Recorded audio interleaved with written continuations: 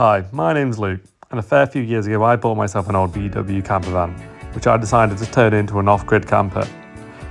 Soon after finishing my little van, I had to sell it, and I did not want to enter the rental market because I couldn't afford it.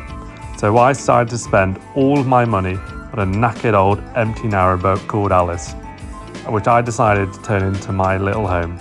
So follow me on my journey as I complete my little floating home on the water. Hi, this is Alice, and she will be, is my floating home.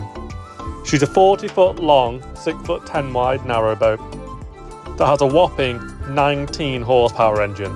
As you can see, when I bought her, she was completely wrecked. There was nothing inside of her. Rust, stones, dirt, water, that's it. A dry, rusty shell. After a few weeks of drying and clearing out all the rubbish and rubble, this is what was left behind. Everything, the walls, the floors, the ceilings, rust was everywhere. Every window leaked, so they all had to come out and be rebuilt. The back door barely worked, and it didn't even have any front doors. Before I could even get to building or even thinking about an interior, I had to remove all the dirt, all the rubbish. I had to grind and sand back every single bit of rust treat it, and completely paint it. Baling and drying became a second nature to me. And to be honest, I'm not sure when I became overwhelmed with this job, but it is what it is. And I just lived by that motto. And no matter how much blood, sweat and tears are going to go into this, and a bit of shingles, be my tiny floating narrowboat home. Sweet stuff. Undoubtedly one of the worst tasks you're going to ever do is cleaning out the water tank.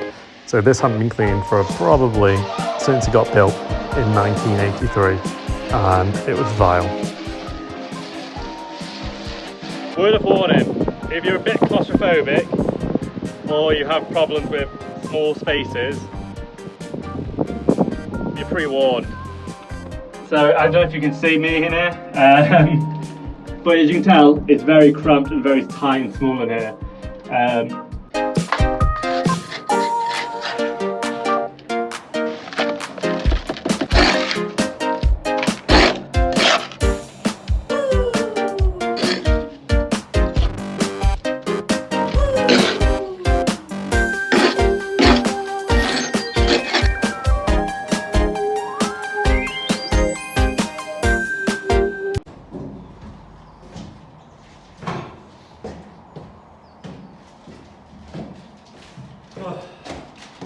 Let's get on with it. Sweet, so finally after weeks of actually tidying and a month of shingles, it's time to actually paint. So I've put a load of rust converter on, which is effectively all this white stuff you can see. It just turns rust into a usable material and stops rust from rusting. And I'm painting everything, all the walls, the floors, the ceiling in bitumen paint. It's just a hard wearing paint. And it doesn't really matter what paint you use. I just use this because it's what commercial boat builders do. And all you can see is going to be covered in insulation, wood, kitchen, bedroom, bathroom, everything. So it doesn't really matter the quality, just do it so it's long lasting. And you can see here that I've just done all the bottom half of the walls, the backs, and you can see how dark it is. But it makes it look clean and tidy. Just got the floor, the roof and the upper walls to go now.